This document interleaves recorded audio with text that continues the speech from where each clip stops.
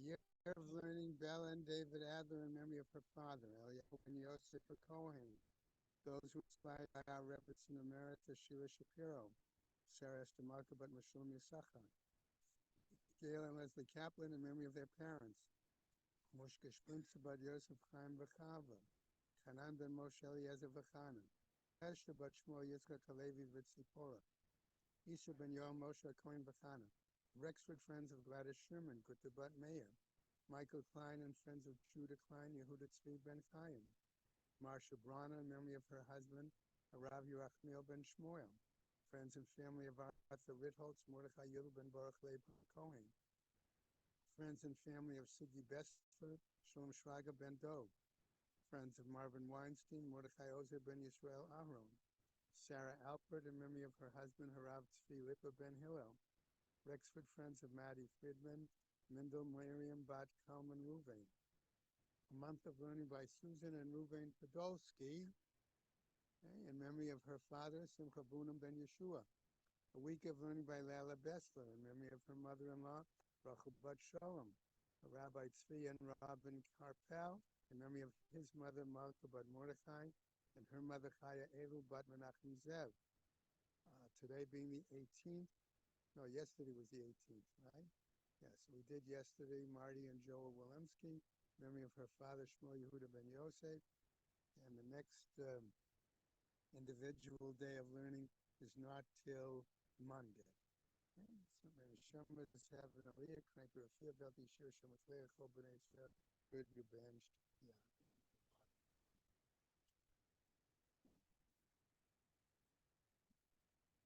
You said you'll be back. Right. No, no. Hashem, I'll be ready to start it. It's the worst. Yeah. It's Hashem. Okay, Rabosai, we're going to learn something that we didn't learn before. We're at the very bottom of Nun Amid Bay. 1, 2, 3, 4 lines from the bottom, right at the end. We said, we learned Abmasam with the last year, so we gave we had an argument about how long's the time for getting your money back on oppression, what you call cheating, oppression. So we gave two opinions, But Rav Nachman says lo shanu ella halokeh. The whole rule of a time limit was only for the buyer. But when the seller was oppressed, they understand by being underpaid, you can always go back. Now, what's the reason we're going to learn later? Because here's the point. Remember, when you buy something, you have the merchandise in your hand. So as a buyer, it's easy for you to have the merchandise. So you run into something, you're able to show it to somebody. But a seller, you gave away the object. Okay, well, today everything mass produced, everything's the same. But by then, it wasn't the case. If you're the seller, you gave away your object. You don't have it anymore. So the seller needs more time to be able. When's he going to get another thing just like this one to be able to evaluate it? So therefore, the seller gets forever. I named Messiah Lake. So I said, listen, remember, we didn't learn this explicitly. So let's look at, we see if we can support what Nachman said, that when it comes to the seller, that he has forever to renege. Why is that? The Divrei Chachamim, okay, let's take a look. He says, remember, we learned the Mishnah, let's use our story of Rabbi Tarfon and the emergence of Lud to see if we can prove or disprove this point. Chazru, the Divrei Chachamim, okay, afterwards, when they realized that Rabbi Tarfon was going to give such a long time to the buyer to renege, they said, let's go back to the rabbis. And if you say what, that's the case. The whole time limit for return for going back was only for a buyer, but for a seller, he has everything. That makes sense why they went back because they had nothing to lose. No, it wasn't any different whether you held Rabbi Tarfon or whether you held like the rabbis. The seller always had what forever, so they could neatly go back to the renting position because their position wasn't going to be affected by returning to the rabbis. They didn't lose anything by going back to the rabbis. Now, okay, if we say the rule for the seller is just like the rule of the buyer, he only has the limited time. My nafulumina. Okay, why should they care? Okay, that Rabbi Tarfon made time, made a longer time for the buyer to go back. They should have been happy to stick with the Rabbi Tarfon. It's true that they made the window for the buyer to go back, but he gave them a much wider time, which they didn't have before. So it must be what? It must be that he didn't help them. It must be what? That it was always the case that what? That the seller always had forever to go back. I says, no, Tagri Lud, okay, Lo Shkech V'Tor. He says, no, you're making a mistake. He said, they don't make mistakes so much, okay? And therefore what? They're not gaining so much by him giving them more time. They don't make too many mistakes. I told you it's unfortunate. I don't, a lot of the stuff that they publicize, I think, is very bad for the Jews. You know, all these things are wonderful. How smart they are. I think they're very bad. They're very dangerous for the Jews. Just they're arrogant and conceited, and it attracts hatred. You know, it doesn't help. One of the things that they publish, seems to be innocuous, they always want to publish this famous article from Mark Twain, who I'm a fan of. You know, who talks about how talks about these good qualities of the Jews. So these also is a thing, but they don't read the whole article. In the same article that Mark Twain praises the abilities of the Jews, he says clearly the Jews tend to write contracts that benefit them and not anybody else. You understand? So you got to watch out. You say it's not as complimentary as it looks, and it may be true, but that's not the point. It's not as good as it. It's not as good as it looks. He said, look, these guys, don't worry, they don't make so many mistakes. When I was quite young in Yerushalayim, in the old days, the bookstores were not like today. Bookstores today are essentially grocery stores. Everybody gets the same store from the same wholesaler. And the retailers all sell more or less for the same markup. Nobody is actually a bookseller. They're just like outlets, stand for the outlets. But in the old days, when I came there to Israel, the booksellers were actually booksellers. They traded. They bought and sold books, and they traded them. They made deals. So it was quite common.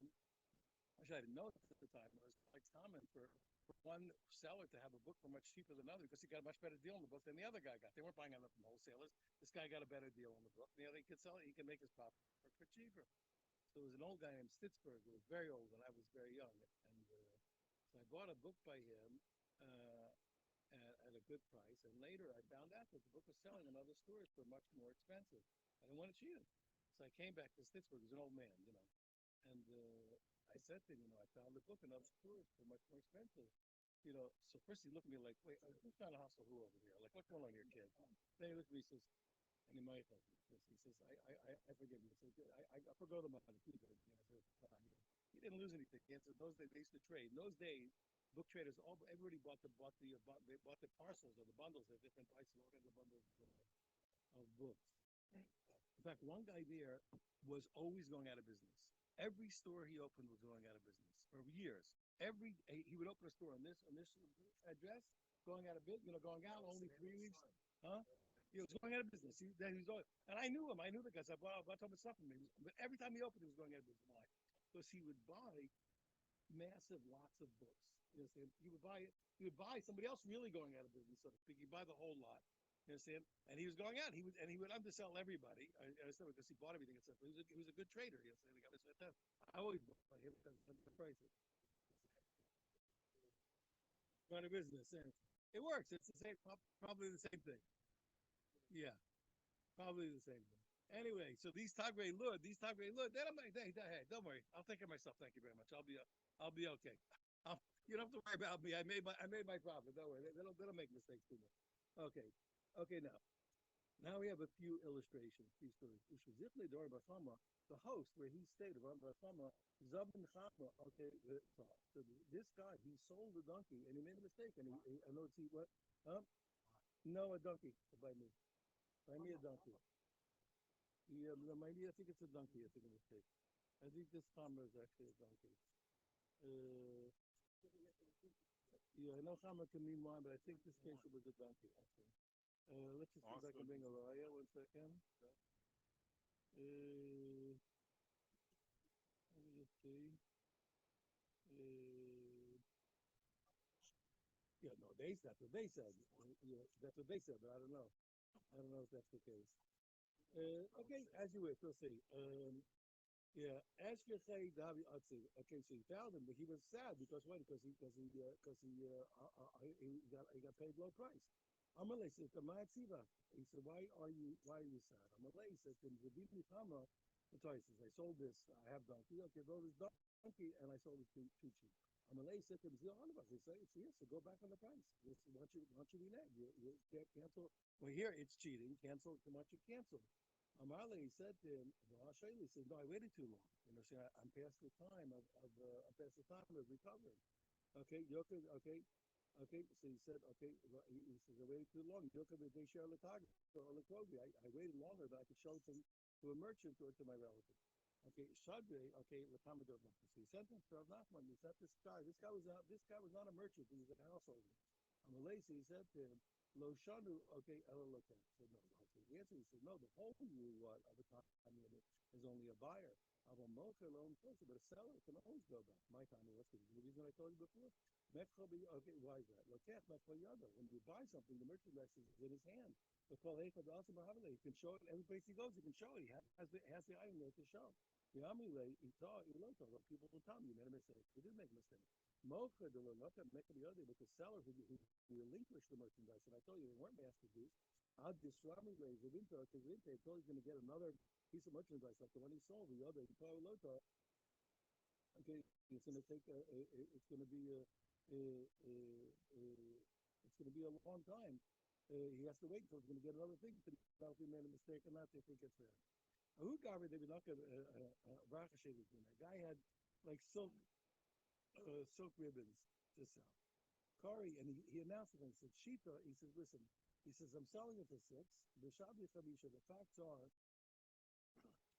that it's worth five. Okay. Huh?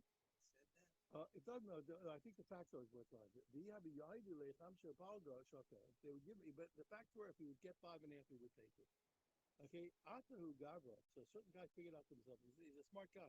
The buyer says, well, you know, if I'm sure the apology, if I give him five and a half, he says, having the T-word, but it's going to be less than a six. If you take five, if you pay a half out of five, you're paying 1/10. Okay, so therefore what? That's the amount that what's the law? It's automatically forgiven. So if I overpay, if I pay him five and a half, I'm going to lose it because automatically the law is it's given up. At Taylor Sheet, I'm going to give him a six. Why is that? Because I give him a six. What's that's going to? If I give him a six, it's already going to be cheating. Okay, this Paladino, I'll take him to court. Okay, I'll take him to court in the right time. I'll get my money back, and I'll get it. And I'll get it. Boy, I'll get it for five. After the comment, the robber, so he came from the robber, he says, no, he made a mistake. Well, it's not about the whole rule, cheating is wise when you take from when you that rule is that what that you have a right to get back. The difference is when you buy it from a merchant. Of a little careful about buy when you buy from a householder who's not a merchant. No, he doesn't have a right. Okay, because what? It's as if it's as if every household doesn't really know. He said, listen, I know there's. He says, I know that there's a problem here. That it's the wrong price. If you want to take it, take it. You either accept it or don't accept it.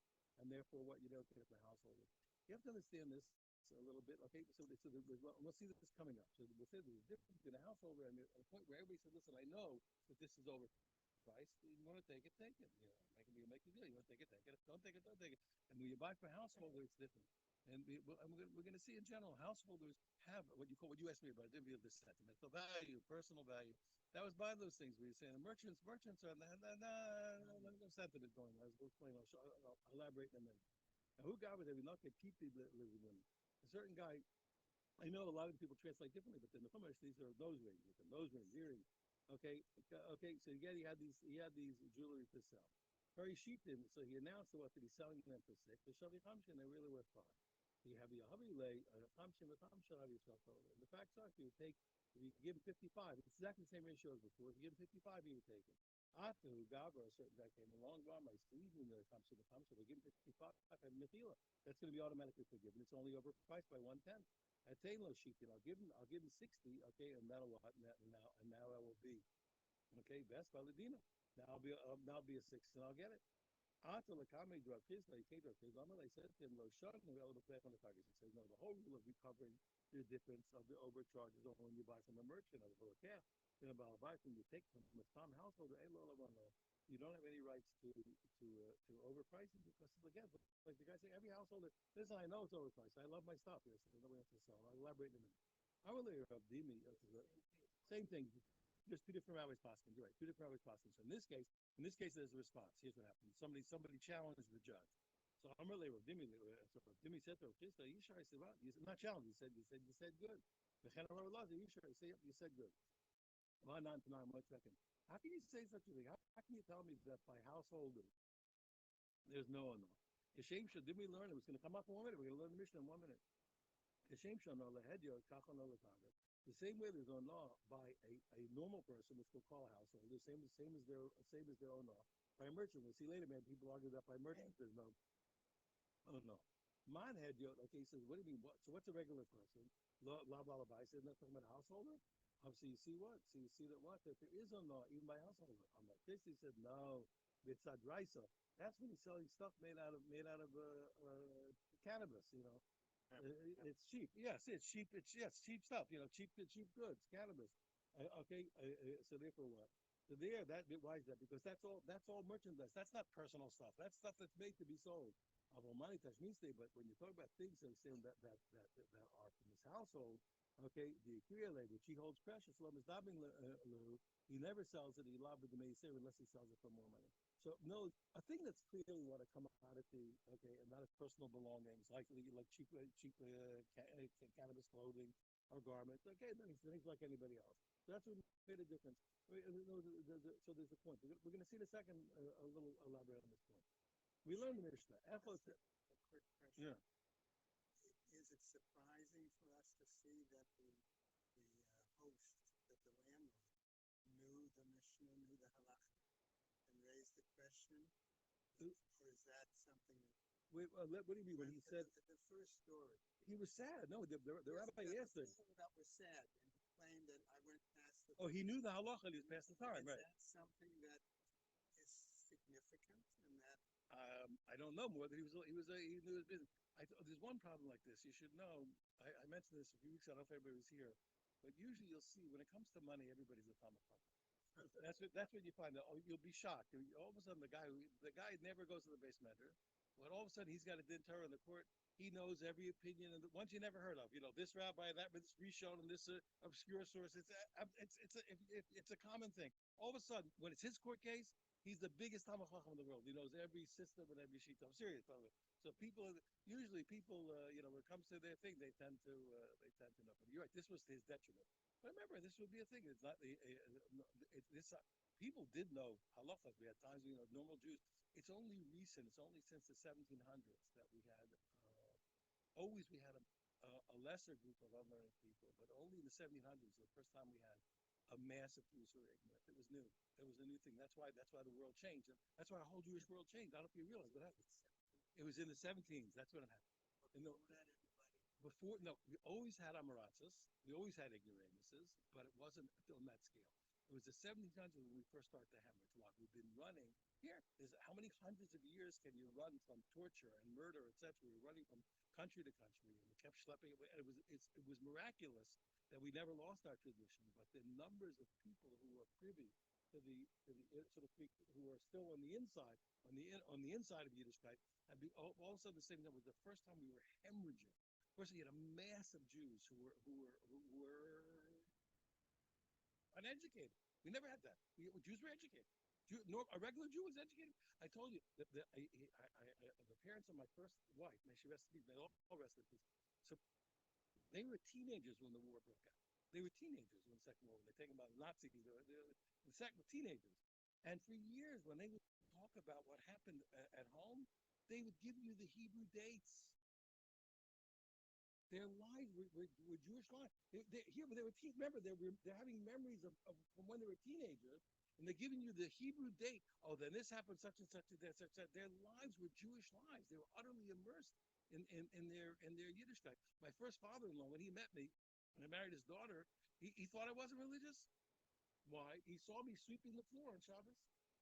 He said, "This was awesome." I was thinking, oh my goodness. He was from Munkach. So the rule is in places where most of the floors are dirt floors, even a guy with a cement floor is not allowed to sweep the floor. In a place where the floors are cement, you can sweep the floor. I said, no, you're sleeping here. I said, all the floors are paved. They said, all our floors are paved. Not like it was in Munkach. In fact, they didn't even live in Munkach. They lived on a farm near Munkach. I said, yeah, they lived near, but they really all lived. Munkach was the center for them. Yes, they all lived on farms. Yeah. But the thing was, they said, no, it's true that nobody could sweep the floor when most of the floors were dirt. But once that I'm allowed to, we're allowed to do. Anyway, I'm trying to explain to people knew. My first mother-in-law, when I didn't know the halachas. I had a chachma sudden behind my back. and I started to answer all the questions of Shita. Her father used to send her to watch the shochet that the shochet did shrita like the father wanted. The father sent this little girl to oversee the shochet, to make sure. And I was standing. I didn't know these halachas. I was standing there with the chacham sab behind back. Was saying, "What happens if this and this?" She says, "Oh no, that's okay." And so says, "Oh no, that's not kosher." She couldn't read the book. You understand? She knew the halacha by heart. It was a different world. No, no. That's my point. No, that's my point. It was just starting, but the people who knew Jews were educated. You'd be shocked.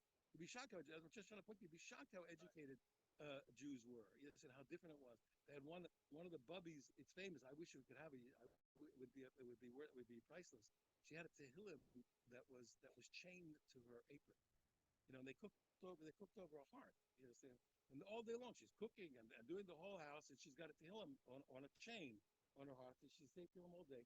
And they say tehillim couldn't be closed. The pages were so swollen from her tears that the pages couldn't be closed. You couldn't close. You couldn't. I would pay a fortune for that tehillim. If I had, if I had it, you're saying you couldn't close it. So it was different, but it was only in 1700. Now, by the time of the Chafetz Chaim, you don't realize Chafetz Chaim, he reported, I'm sorry I don't have the book in front of me, he reported that in his time, the uneducated Jews thought that mitzvahs were only if you didn't go to college. They kept the mitzvahs, these people, but they thought that's only because they didn't go to college. But once you go to college, you don't have to keep the mitzvahs anymore. That's only for the people who don't go to school. You see, already that's how bad things had gotten by the time of the Chafetz Chaim.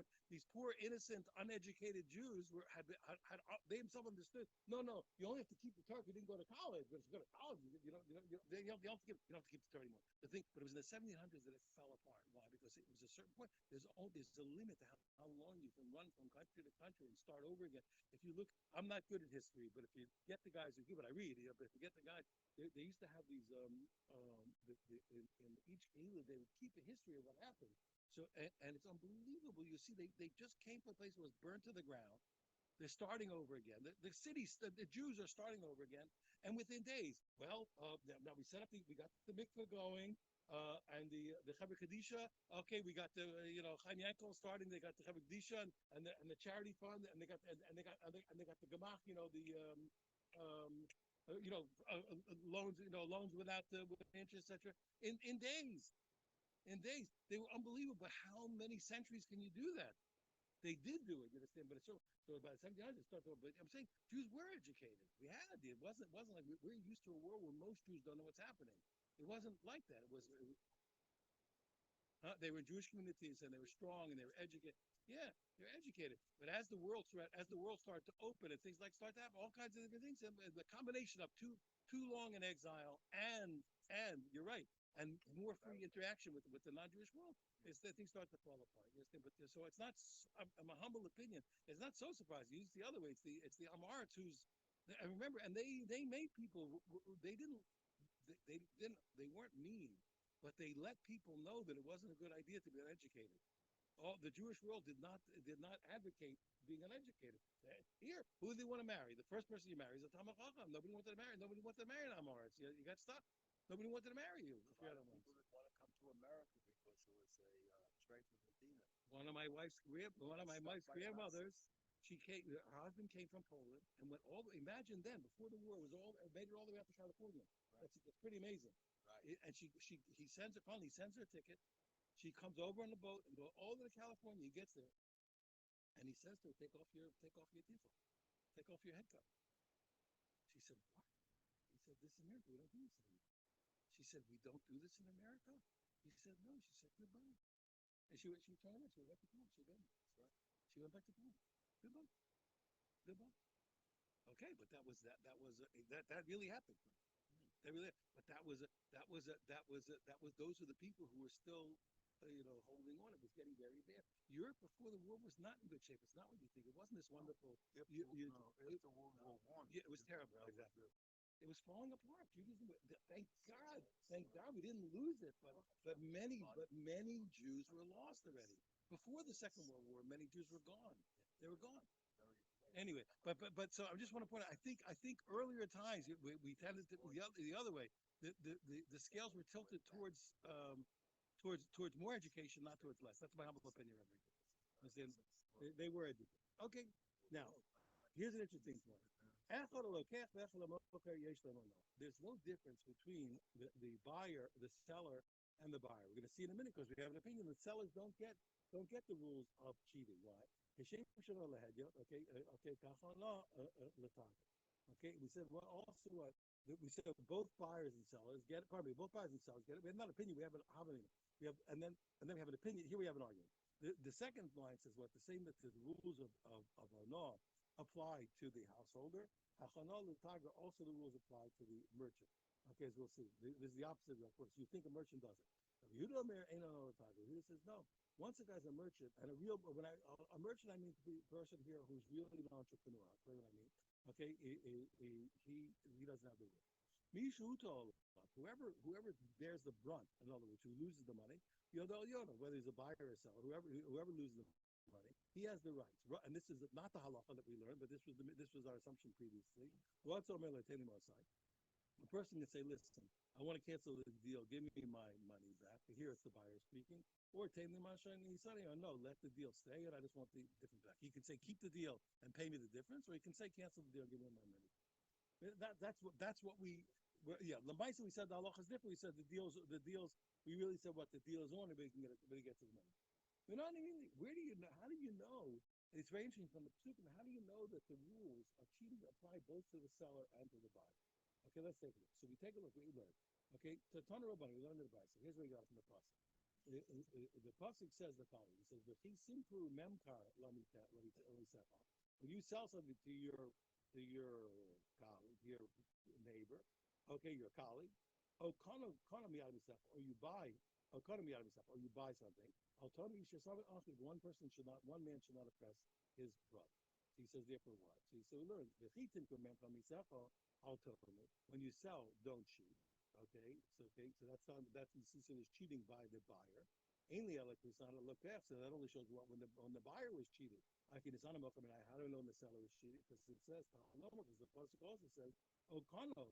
Okay, or when you buy from your friend, I'll tell them don't cheat. So when you buy, don't cheat means the seller gets rights, and says when you sell, don't cheat, it means what the buyer gets rights. So you see that both the buyer and the seller can benefit from the laws of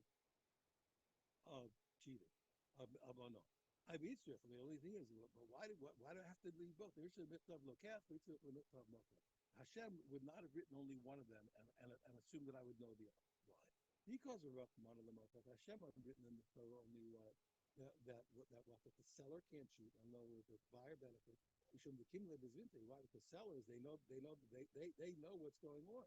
Okay, and therefore what? Okay, and therefore we assume that he's really guilty, for cheating because he knows what's going on. But a buyer, he's not an expert in the merchandise. And see what? He has no warning, no prohibition of not cheating the seller because he's not an expert.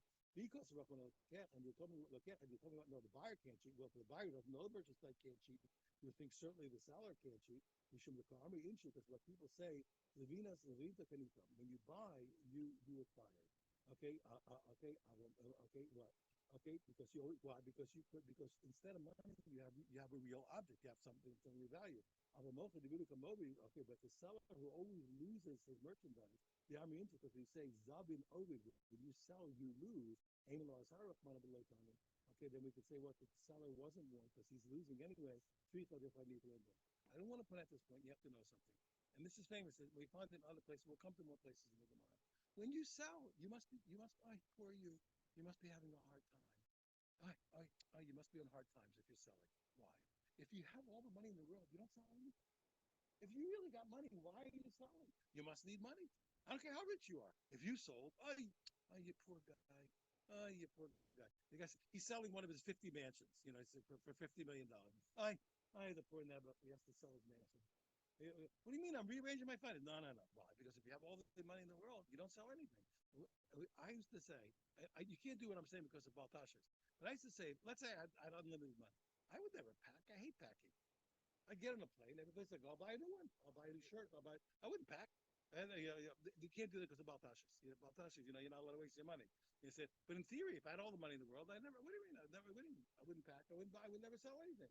Get a new one wherever I go. Wherever I go, I'll get another one. So the assumption is what? So there's a strong reason to believe that anytime a person sells, they're not in good shape.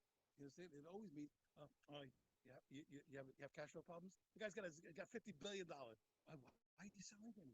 Oh, you poor guy. You're selling. Why should you sell? You had all the money in the world. You never sell. Yes, it sounds funny. I said, well, that's the truth. If you really had all the money in the world, you wouldn't sell anything. Why are you selling? You're poor never. Okay. Anyway, the mice are both to get the benefit. Huh? Yeah. Yeah. So that's right. That's all.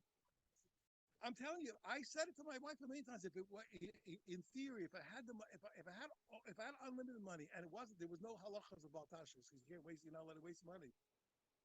I would never pack a thing in my life. I wouldn't pack anything. I wouldn't pack one sweater, one tissue. I'll get there, but supporting the self. yeah, well, yeah, I'm going to sell you. Wherever I go, I'll buy new ones. What do you mean? You know, why should I pack anything? Okay, that's for packing is for people for the underprivileged. Okay, now Rabbi Yehuda Meir Tigris. It's amazing. After Rabbi Yehuda say that there's no, we don't know when he said there's no onof or tagar. We really don't know what he means. Is he saying what the merchant doesn't get the benefit of the laws of law? In other words, he doesn't get a right to reclaim his money.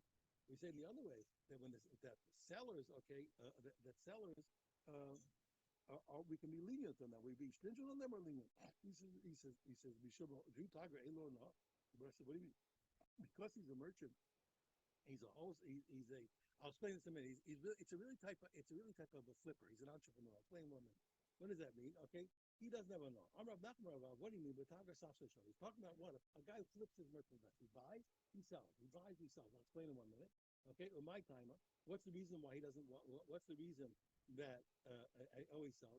Therefore, what he doesn't get any benefit. Maybe the other winter come a He knows what it's worth. You can't. Oh, poor guy. Nobody cheated him. He knows everything. Okay, he never was underpaid. If he sold it, he knew he was being underpaid. He didn't care why.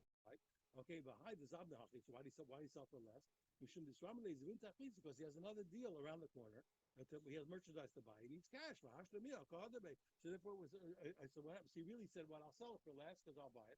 And now all of a sudden, he wants to get the benefit of being underpaid because he changed his mind. He doesn't want to buy the merchandise. Really, he gave it up. So the rule here is what he's being machmir on the seller. I'll explain what on the seller. In the Tagor, he says no. He says he's not coming to be stringent on the seller. He's coming to be lenient on the seller. Ain't a He does that. What that what he's not like other people that less than 6 he forgive. I feel the prophet make there no closer. No, unlike everybody else where it's less than a 6 they forgive it. He doesn't forgive even less than a 6. So why is it? Because that's his living to make the money. He doesn't forgive. We learn like Rav Nachman. I'll explain everything in 1 minute. We learn like Rav Nachman that the correct thing is what he meant to say was what? That he doesn't get the benefit of Allah. That what if he undersold, he doesn't get the money back. Because he said we learned in the Brisa. He says the Brisa expressed it explicitly. Tagar no. This wholesaler, okay, or this flipper, he's an entrepreneur. He doesn't get the benefit of Allah. But Neshu Bucky because he's an expert. And therefore, if he sold it under price, he decided to sell it under price. And why is he crying now? Because he changed his mind. He sold it because he wants cash to buy other merchandise. When I first started to travel for the yeshiva, this is different now. So it was cheaper to travel through Europe than directly to America. Tickets through Europe are always cheaper. So I would fly to America. I'd always fly to Europe to get a cheaper price. And all of a sudden, I was surrounded by these Israelis. Really, talk to them. Where are they going? They're all going to the Far East. They're amazing guys. They're going to the Far East. Mamish, everywhere in the Far East. I said, what are you going to do? He says, I'm going to buy. So I would say, what are you going to buy? I said, I don't know. So see, I was amazed by these guys. What they got some cash. They're going to go. They'll find something. They'll buy something. They'll know. They'll bring it back. They'll make a profit. They didn't care what it was. And I always think, a real entrepreneur he's not in the furniture business. Entrepreneurs are not in any business. They're cold money people. They're in the business. What's an entrepreneur in the business of? Money. He buys a sum and he takes in a bigger sum. He buys a sum and takes in a big. There's no commodity for a real entrepreneur. He's not in the furniture business. He's not in the pipe business. He's not in the silk business. He's not in the wool business. He's in the money business. How much is that? 5? A 5? I can get a 6. Give it to me. I'll get a 6. He's on the ball. Everything. He's a turnover. See, and Rashi says he always remembers the prices. That's all his business. He's not in it. He's not selling furniture. He's selling a 5 for a 6. He knows the price. It's so he's a quick turnover man. I buy it, I sell it. I don't care what it is. What is that stuff? This is what people like it. I'll buy it. How much is it? To five? I can get it six. I'll turn over. So he always knows. So an entrepreneur is a quick turnover guy. That's it. He gets it. So there's no merchandise. He always knows the price. That's it. He's in the business of price. He's selling. I'm not yelling. He's selling. I am yelling at him. I'm saying he's selling a price. You know, he's not selling a commodity. He's selling a price. That's what real business people do. That's what I want. I advise my students. I always watch and see. Only some of my students I like going to business. The other ones I never let them go into business. Always some people are going to trade. Any kind of trade. Even a doctor's a trade. You know, say a doctor lawyer is also a trade. Why? Because some people know how to make money. And a lot of people don't know how to make money, and they have to have something to sell. Better, he should be a doctor. He has a skill, and he'll make money. This guy, I'm serious. He can't make money. This guy.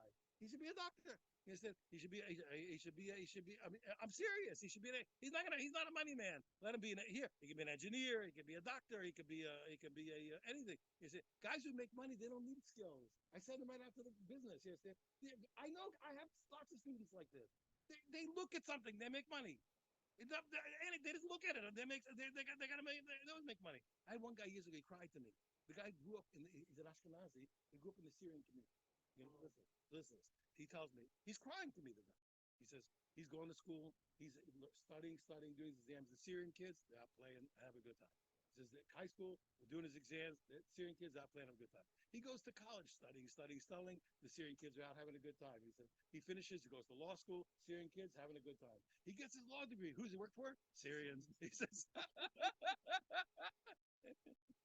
Some people are business people. All that I'm just elaborating. If you want to understand this, he said, "What does it mean?" A guy, he's not. He always knows the price. That's all he is the price. I had one of my students. This guy could look at a paper. I saw him do it. He'd look at a paper with listing 100 products or 100 products with prices.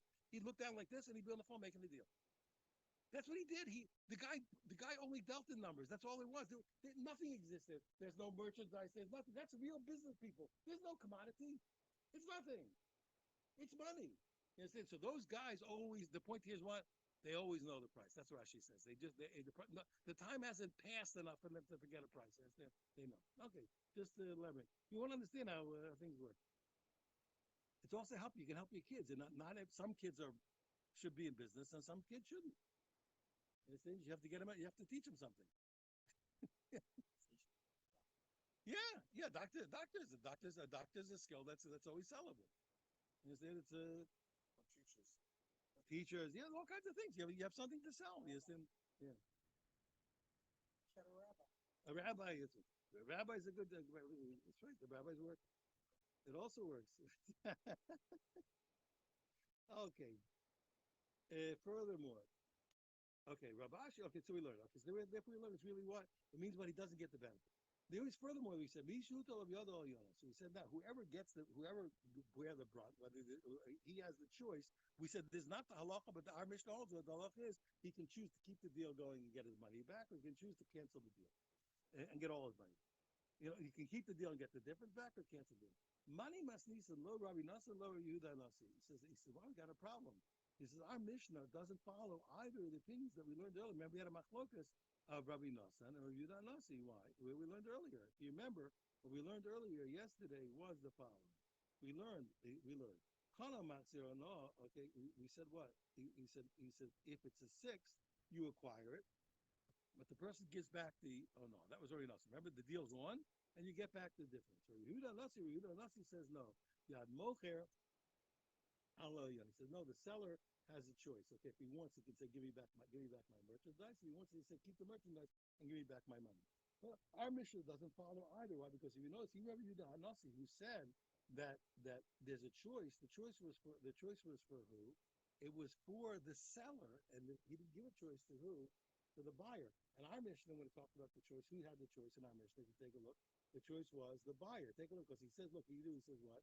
He says, give me my money back, okay, or keep the deal going, give me back the difference. You see, it was the buyer in our Mishnah who had the choice, and he Rabbi Yudinasi, the Bryce was giving who? The seller the choice. Okay, so now we have to understand, so nothing is fitting. Okay, well, why is that?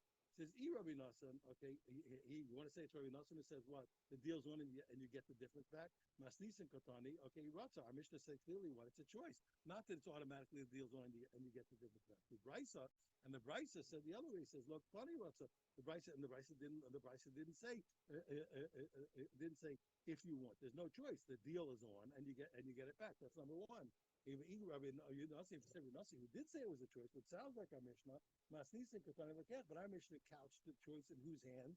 In the hands of the buyer, okay? The Brisa is Tani, but the Brisa of Rabbi Yehuda Amocher, he gave the example of the seller having the choice. Okay, we have a Simon Zavrish, Amrav Lazar, he says, oh no, Zu, he says, I'll explain to you. Zu, any of their Mishan. The first answer, I don't know who taught this Mishnah, there's nobody like that. It doesn't, I don't know what's going on. I can't do it. You're right, it's a bust. I can't do anything. It's a bust. I'm stuck. Rabbi Marna, don't worry, I can solve it. Lola Rebbe Nassim. Our mission is Rebbe Nassim who said what? Who said the deal is on, you have no choice, okay? You have no choice. It's Rebbe Nassim. What do you mean? The mission says you have a choice, and Rebbe Nassim said you don't. He says, and you have to fix the Brisa to say, Ratza, if he wants, okay, he can say, what, give me my money back, okay, or keep the deal going and give you back the deal. So he adjusts the price. Rav Amai says I can also justify the price of the Mishnah. Okay, La'olam B'Rila Nasi. He says don't worry. So Rila Nasi, he said what you have a choice. But the price gave the choice to the seller, and the Mishnah gave the choice to the buyer. Umay the Shir for the Masnisa on the price. I said don't worry. They agree. And when the Mishnah said what that the buyer who had the choice or who bore the brunt. Okay, Rila Nasi said the seller, but what one is just completing the other. Really, really there's no disagreement. One is just completing the other. Rav Amar, okay. Rav Amar, Lolam Kav Yudan Nasi. He says, explain, right, just explain. Rav Ashi, Rabbi says, you know what, you're right. He says, I can really see what Rabbi said is true. It's just one's completing the other. Because we learned, since we learned what, that there's no difference between the buyer and the seller, they have the rules of Onah. Mafarish and explains what we're looking at, and then he explains it what, and then it only gave you. You told me buyer and seller, and then you only illustrated what buyer. Shmami no, you really just left out the seller, but of course it should really be included. Shmami no, indeed you can hear that. Itmar we learned the following teaching. The guy says to his friend, he says listen, he says I'm going to buy this or sell it. I'm not ashamed of He says, I'm buying it or selling, but on the condition that you have no claims of Onah against me. Take it and forego your claims of Onah on me. Rabbi says what? He still has the claim. It doesn't matter. Well, you can't make conditions against the Torah. The Torah said there's laws of Onah. You can't say no. He says, nope, it works. He says the guy's condition works and he has no Onah. Why is that? Because even though I can't make conditions on God's Torah, but in money I can, because God doesn't care. It's my money. I can agree what I want. Lame. Okay, Rav Damar the same problem. I'm going to say what? That Rav and Shmuel are arguing about Machokas of Tanaim. Lame Rav Damar the Meir. Rav is going to speak. Rav must be hold like Rabbi Meir that you can't make conditions of the Torah. Shmuel Damar Rabbi Yehuda, and Shmuel's going to hold like Rabbi Yehuda, who seems to say you can. The Tanya, because we learned Omalisha, we learned the following Brisa. Omalisha, a guy says, now you know in the Torah it says what? That every husband has to give his wife food and clothing, and marital relations. That's the Torah says it explicitly. You have to give your wife food, clothing, and marital relations. He says, Rav, okay, he says, why? The time we learned, I got the Kudeshiously. A guy says to a woman, okay, you're marrying me, okay, share Suslona. I marry you on condition that you don't have a right to claim from me food and clothing and marital relations. So the first thing is what? He says that she's married. Which now Buffalo, she's married, and the whole condition is canceled. That's so the condition's out. It makes no difference. The rule of the Torah, you can't make conditions of the Torah. The Rebbe, that's Rebbe. It must be Rav is like Rebbe. Rebbe Yehuda said what? But Davashim Mama, when it comes to money, okay, so at least 2 out of the 3 things he gets what he wants. Knows when it comes to the food or to the clothing, she can't claim it. But you can't. But you can't make conditions on marital relations. But you could make conditions on money. So at least what? He's married. But the condition as far as food and clothing works, that he doesn't have to give it. Stop it. Stop making me fight the Tanaim here. It's not true. He says, what he says, no, I could say, and what I said, that the guy, when he says you don't have an on me, that it's canceled, and it's canceled. I can hold even like Rabbi Yehuda hold what that, I can hold even like Rabbi Yehuda who says that by money you can make conditions. I kind of come Rabbi Yehuda also. When did Rabbi Yehuda say what you can make conditions on money? Okay. Ella the Yada. Okay. She understood. She knows clearly. He said, "I'm not going to give you food or clothing." She heard it. She accepted it. Yeah, so everybody can make their own. God, what got there? You can make your own condition on money. Does he actually know? The guy's saying, I don't want you to make claims on me. He doesn't know what's in the merchandise. So there he says, there I can't. You can't make conditions. Even if I would agree with Rabbi Yehuda, you can for money. Here you can't because he doesn't know. Shmuel says, listen, even though I said you can make conditions on, I could really agree with Rabbi Meir that you can't make conditions on marriage. Right? Honor the Amri. I feel Rabbi Meir. I hold even like Rabbi Meir. What? There's nothing doing. He's married. And he has to give her everything. I'd come look on Rabbi Meir. So when did Rabbi Meir say what? That his conditions canceled by the marriage. There's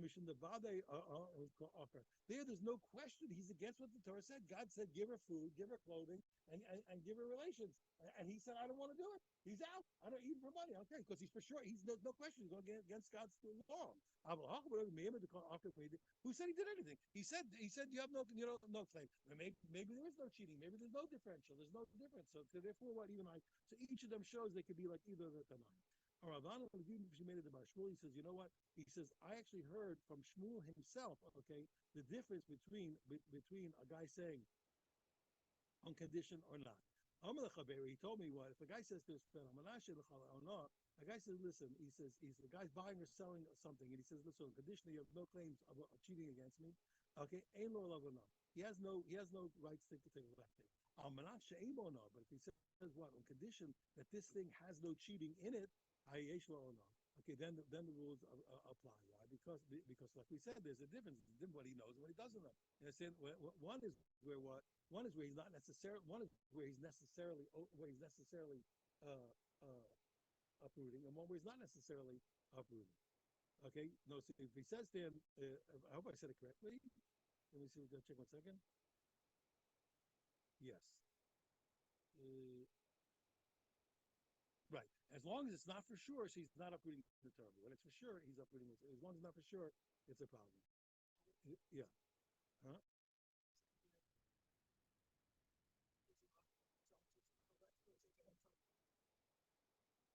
Say what? Yes.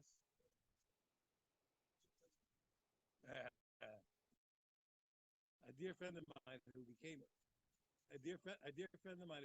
observant. Wonderful. He's religious. His kids, all these years already. So he was the president of his Reform synagogue. So the rabbi of the Reform synagogue very happily invited him to the meeting of the Reform rabbis where they were going to allow homosexual rabbis.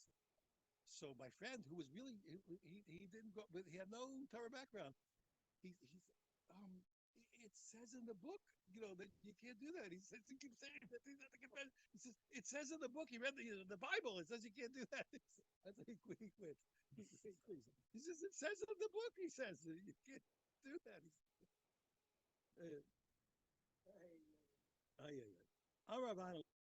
She made the Mashmul. He says. So we explained it. Okay. Macy Bay. Okay. He says, let me ask you a kasha. What you just said that the argument of Rabbi Shmuel is not dependent on the argument of the Tanakh. Didn't we learn the following? I know when I was saying about money. Money's like this. I give a guy merchandise. I trust him. I said, look, just sell it off, sell it little by little. Yeah, consignment. Exactly. You sell it off, and I'll get the money back. Yeah, just take it. And I trust him. You give me the money, and he pays it. I'm going to give it to you on consignment exactly on condition that you don't have any rules against me. In other words, what? And he can sell it whatever price you want. Yeah, exactly. Whatever. Thank you very much. In other words, what? Okay, and we're going to say. I just need to check one thing. Right. Okay, he says what? And it's no problem. Okay, the Rav. Okay, he has no law. The Rav, the Amalacha, Anat Amri. Now, according to what we said before, 1 second, he says, according to Rav, okay, the Amr, Anat Amri, Rav said what? I feel Rabbi Yehuda. The way you explained Rav before, that Rav said what? I can even agree with Rabbi Yehuda because there's a difference. The Brisa, Mani, according to Rav, who said what he could really read it. This doesn't fit according to anybody. Okay, it doesn't fit Rabbi Meir, and it doesn't fit Rabbi Yehuda. Why is that? Let me check one thing. It's my own fault. I'm sorry. Just give me 1 second to check. Uh,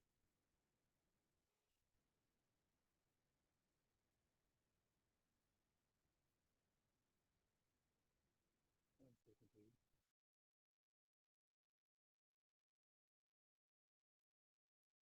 Because he's Rav said, listen to the difference. He said that the fly can work when the person who agrees to it really knows what's happening. If they don't agree, they don't. But here it's not going to fit at all. So the Quran said, I said, so you're right. For that reason, it's more satisfactory to say, like we said originally. Rabbi Markor Meir. Indeed, Rab is really like Rabbi Meir. Okay, Shmuel Amar Rabbi Yehuda. Shmuel is really like Rabbi Yehuda.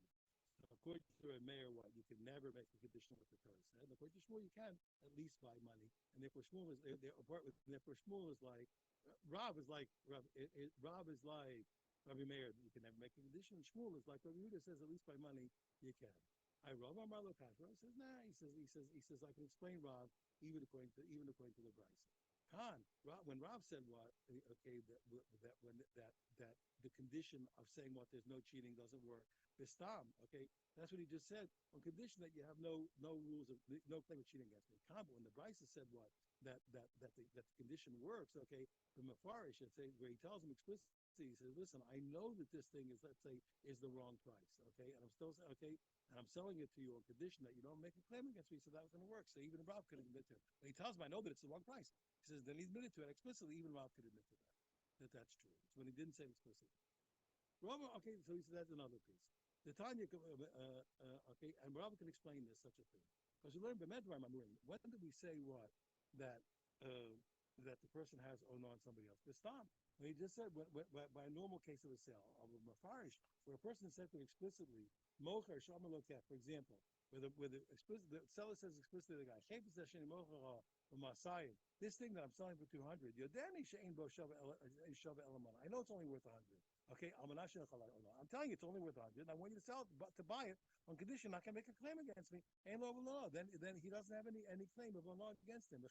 Same thing by a buyer. A buyer says to the seller, this object that I'm buying for 100. I know that it's worth 200. But I'm buying for 100. I know it's worth 200, but I'm only buying on condition that you know that you're not going to claim against me cheating and the cholavano. So we can then. Yes. Well, so we're saying here in this case, even the guys who say you can't circumvent, you're not circumventing. Why? Because he's not saying well the law of the Torah doesn't apply. So the law of the Torah doesn't apply, but you're here between you and me, you can always mochel me money. There's a difference between saying the law of the Torah doesn't apply and the law of the Torah doesn't apply. You're saying, listen, you're willing to let go of the money. They're two different things. So we're saying no works when you didn't specifically forgive it. But if you specifically forgave it, not the money, forgave the money, then it's fine. It's not a problem. Exactly, that's right. But the truth is, no excuse, never. Even when they agree, Okay. Yeah, sounds good. Yeah, yeah.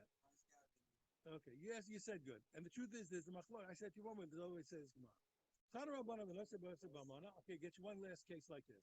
Let's say a guy he usually sells what he has his friend take the stuff like you said. He sells it little by little, and he'll bring him back the money, and he'll pay him a set rate. Okay. How he said, okay, here's what he's not allowed to do. Remember, you're not allowed to pay interest. So let's say a guy says two types of merchandise. Let's say he has wine that's going to sell quickly and bad. He has good stuff that's going to sell like that, and bad stuff that's only going to sell slowly. So what happens is the good stuff, he says, I'll make a deal with you. I'll give you the good stuff at price, okay? And for not having to give me the money right away, you'll sell the bad stuff little by little. And what I owe you for selling the bad stuff, I'll pay you for the service of letting you keep the money for the good stuff that you got immediately. You'll get the good stuff money immediately, and you'll hold it till after you sell the bad stuff. And instead of me paying you for selling the bad stuff, you'll get for the benefit of holding the money for the good stuff you got right away. He's paying interest. For not paying back the money right away. He's paying interest. He's paying interest. The buyer is getting paid. The buyer is getting paid with the money for the salesman getting paid with the with the money with the benefit with the money that he owes him for waiting. Okay, with the benefit. See, so you're not allowed to do that. You have to sell all of them by trusting him. You give him, you're going to pay him for everything that he does. Okay, or you pay everything at a price, at one set price. You're not allowed to do it this way, where the price of the thing he sells quickly for holding that money. Okay, you're going to use that as the pay for him selling the stuff off short. Some people say this all shouldn't be here. They say it's not. Can't. Some people argue this can't be a problem in interest because it's in the wrong chapter. Because the real interest of the law is in the next chapter. But no, see, no. Okay, and we said furthermore. We said that a star cutting, and when you pay a guy that you're paying for selling the thing little by little, you have to pay him the following things. I'm going to pay the guy for selling to me. What do you have to pay him? Schar kotef, one, I pay him for the price of people that had to schlep the merchandise to the marketplace for him. Okay, for the porters. Schar gomel, like to use the camel, I pay him the price. I have to pay him with the outlay that he had to pay for the camel. Transportation. Schar punda, I had to pay for his hotel fees that he had to sell my stuff. Schar atzman, I have to pay him for himself. Okay, that he carried this stuff in an hotel. But the price that for him he schlepped the stuff himself to the store. I don't pay him. Why should I? Also, because I paid him. But since I paid him a price for selling, that includes the price for schlepping. If I pay him, I paid him for everything he does. Anything outside of himself, I have to reimburse him. All right. So I'm How do I pay the guy? What's the rate? How do I pay the guy for his selling? I'm Rav Papa for this cheap cannabis garments. Okay, the hobby arbilamay. I give him 4 for every 100 that he's going to sell. I give him 4 of them. Okay, it's 4%. I give 4%. And that's the price. Okay, sorry, something at the end I got a little low blood sugar. You should be mochel. Okay. Shabbos, good Shabbos. Have a wonderful Shabbos. See you the next week. No, only Shabbos I'll be or Sunday available. Yeah, I'll see you back. Issue. My question is to everybody. Question is, I'm asking you wonderful. What about these garage sales? Garage sales for the regular help? Yeah. In general, these days, most of the laws are done. That's also an example of a person selling, And that's the balabas good. selling, and so therefore they're able to set the fee based on their own. Set the medical value. Yeah, they're famous.